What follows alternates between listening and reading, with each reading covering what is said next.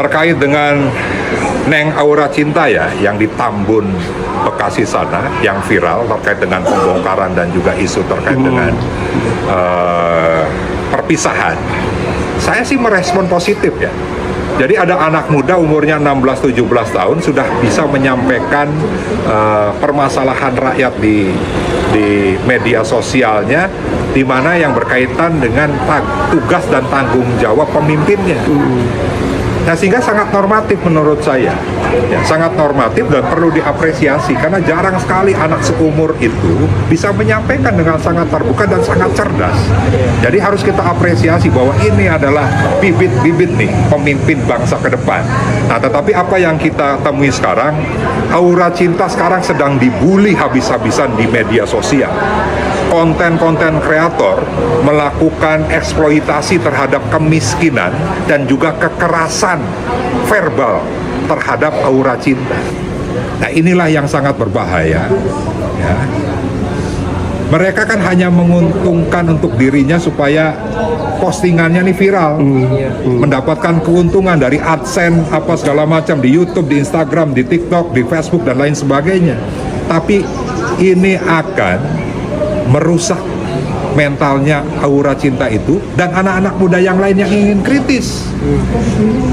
Dalam Perda nomor 3 tahun 2021 yang mengatur tentang penyelenggaraan perlindungan anak, di sana ada diatur di pasal 6 hak-hak anak ya, yang meliputi nih ya, mereka mendapatkan hak dan perlindungan dari diskriminasi, eksploitasi baik ekonomi maupun seksual, penelantaran, kekejaman, kekerasan dan penganiayaan, ketidakadilan dan perlakuan salah lainnya. Nah, apa yang terjadi saat ini? Sudah ada eksploitasi terkait dengan kemiskinan dan juga ada kekerasan. Maka di perda ini siapapun yang mengetahui ya ada perlakuan seperti itu, maka kalau mereka yang tidak memberitahukan, mereka akan diancam penjara 3 bulan dan denda 50 juta. Tapi saya yakin ada pidana-pidana lainnya yang diatur oleh undang-undang. Nah, sehingga PDI Perjuangan sedang melakukan kajian hukum untuk kita dampingi Aura Cinta tersebut untuk mendapatkan hak-haknya. Dan kepada konten kreator siapapun dia, pejabat atau bukan, tobatlah, tobat dosa Anda. Atur nuhun. Assalamualaikum warahmatullahi wabarakatuh. Sampurasun. Berjumpa lagi bersama Senja 17 Channel. Nah, lagi-lagi Kang Ono Surono itu mengkritisi kebijakan daripada Kang Deddy Mulyadi Bapak Aing. Hari ini adalah mengkritik dengan adanya dialog antara Kang Deddy Mulyadi dengan Aura Cinta. Nah, dalam hal ini Aura Cinta itu dibully habis-habisan di media sosialnya, katanya seperti itu ya tadi. Padahal kalau misalkan sesama konten kreator ya, termasuk Kang Ono juga sama ya, konten kreator itu kalau misalkan ada yang membuli habis-habisan sebetulnya sangat senang sekali ya, karena viewsnya banyak, kemudian yang komentar juga pun akan banyak begitu ya, dan itu menguntungkan sekali kepada Aura Cinta. Yang saya lihat bahwa Aura Cinta pun sama, itu merupakan konten kreator juga ya.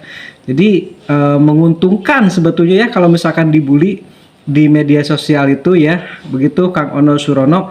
Dan perlu diingatkan kembali bahwa Aura Cinta ini bukan anak-anak lagi, tetapi umurnya sudah hampir 20 tahun. Itu dikatakan bahwa menurut KPAI lebih dari 18 tahun ke atas itu sudah dikategorikan sebagai anak dewasa. Dan dari dialog yang dilakukan oleh Kang Deddy Mulyadi itu ingin menggambarkan bahwa potret anak-anak di Provinsi Jawa Barat mentalnya itu harus berubah ya, mindsetnya itu harus berubah. Jadi dengan dialog tersebut itu Kang Deddy Mulyadi ingin menyampaikan pesan kepada seluruh anak-anak yang ada di Provinsi Jawa Barat seperti itu. Nah, kita saksikan cuplikan dari Kang Deddy Mulyadi Bapak Aing. Perlu dipahami oleh semua bahwa dialog saya dengan Aura itu adalah dialog yang ingin menggambarkan tentang masa depan anak-anak kita. Pertama, Aura bukanlah anak remaja, tapi menurut saya sudah dalam kategori dewasa. Karena usianya sudah hampir 20 tahun.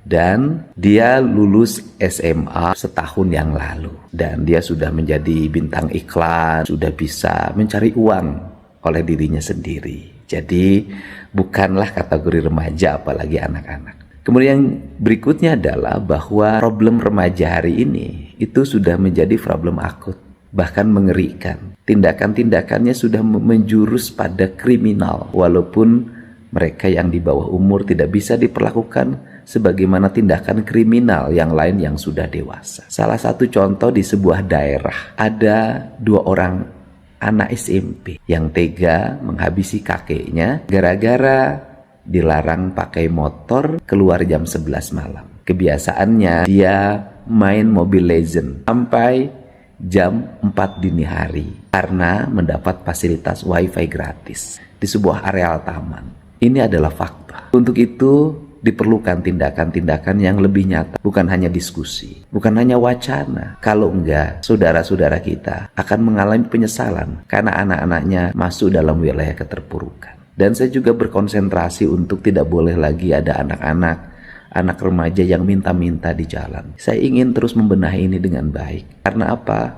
Karena selama ini kita lebih senang diskusi daripada aksi-aksi nyata. Untuk itu saya mohon maaf apabila banyak undangan-undangan diskusi belum bisa saya hadiri. Karena energi saya setiap hari harus turun ke bawah menyelesaikan masalah secara langsung. Kalau hanya sekedar perintah tidak akan pernah berhasil. Salam untuk semuanya, tetap semangat untuk Jawa Barat Istimewa. Nah, bagaimana menurut kawan-kawan semuanya? Silahkan tuliskan di kolom komentar ya.